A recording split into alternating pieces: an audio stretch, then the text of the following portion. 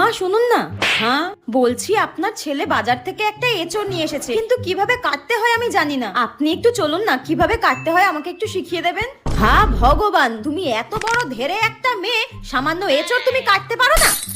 তা কি জন্য তোমার বাবা মা সাত তাড়াতাড়ি তোমার বিয়ে দিয়ে দিয়েছে? হ্যাঁ, একটা কাজ শিখতে পারোনি?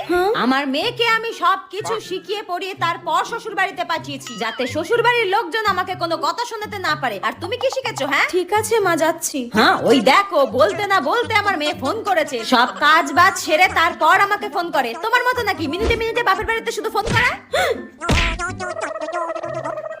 হ্যাঁ মা বল, কেমন আছিস? মা শাশুড়ি শুক্তো রান্না খেতে চেয়েছে, কিভাবে করব বলে দাও। শুক্তো কিভাবে করবি বলে দেবো? ঠিক আছে, তুই এখন রাখ, আমি তোকে পরে বলে দিচ্ছি। ওই কেমন আছি জিজ্ঞাসা করছিল। শুনুন মা, আমি সবই শুনতে পেয়েছি, আপনাকে আর ঢং করতে হবে না। বৌমাকে টাইট করতে গিয়ে নিজেই টাইট হয়ে গেলাম।